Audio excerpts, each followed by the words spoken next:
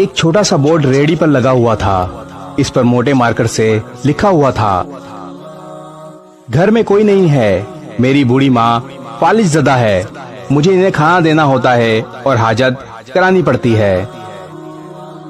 अगर आप जल्दी में हैं तो अपनी मर्जी से फ्रूट तोल लें और पैसे कोने पर रेगजीन के गत्ते के नीचे रख दीजिए।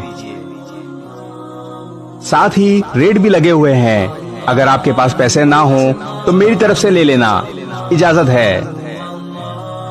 मैंने इधर उधर देखा और पास पड़े तराजू में 2 किलो सेब तोले और दर्जन केले लेकर एक शॉपर में डाल लिए।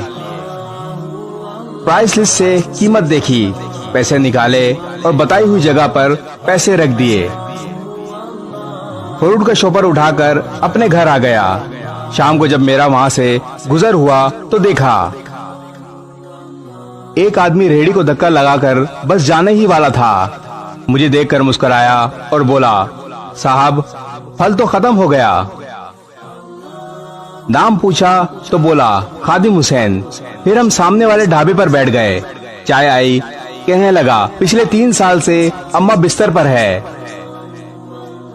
फालिज भी हो गया है, मेरे कोई बाल बच्चे नहीं, बीवी का भी इंतकाल हो गया है, सिर्फ मैं हूँ और मेरी अम्मा।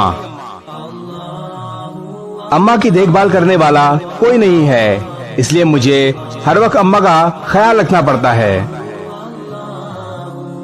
एक दिन मैंने अम्मा के पांव दबाते हुए बड़ी नरमी से कहा, अम्मा तेरी तीमारदारी का तो बड़ा जी करता है,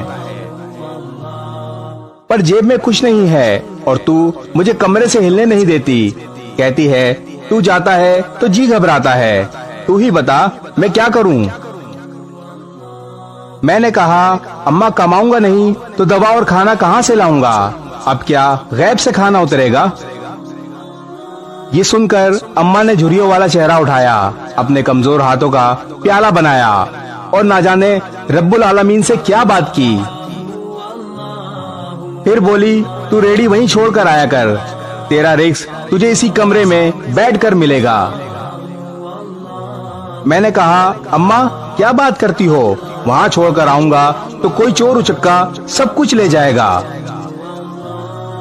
कहने लगी, तू फजर को रेहड़ी फलों से भरकर छोड़कर आ जाया कर, बस ज्यादा कुछ ना बोल, शाम को खाली लेकर आएगा। 2.5 साल हो गए हैं भाई, सुबह रेहड़ी लगा जाता हूँ, शाम को ले जाता हूँ, लोग पैसे रख जाते हैं, फल ले जाते हैं, एक धेला भी ऊपर नीचे नहीं होता, बल्कि कुछ लोग तो ज्यादा रख जाते हैं। अक्सर नफा 300-400 ऊपर ही जाता है। कभी कोई अम्मा के लिए फूल रख जाता है, कभी कोई और चीज। परसों एक बच्ची पुलाव रख गई, नोट लिख कर गई, अम्मा के लिए है। एक डॉक्टर का गुजर हुआ, वो अपना कार्ड छोड़ गया, उस पर लिख गया, अम्मा की तबीयत ना संभले तो मुझे फोन करना, मैं घर से पिक कर लूंगा। किसी हाजी साहब का गुजर हुआ तो वो अजवा खजूर का पैकेट छोड़ गए। कोई शॉपिंग करके गुजरा तो अम्मा के लिए सूट रख गया। रोजाना ऐसा कुछ ना कुछ मेरे रिस्क के साथ मौजूद होता है। ना अम्मा हिलने देती है, ना अल्लाह रुकने देता है। भाई किसी ने ठीक कहा है, माँ बाप अगर एक बार हाथ उठाकर दुआ कर दें तो दुनिया व आखिरत दोनों संवर जाते हैं। इस वीडियो को शेयर जरूर करें, हो सकता है आपके एक शेयर से ये बात किसी के दिल में उतर जाए।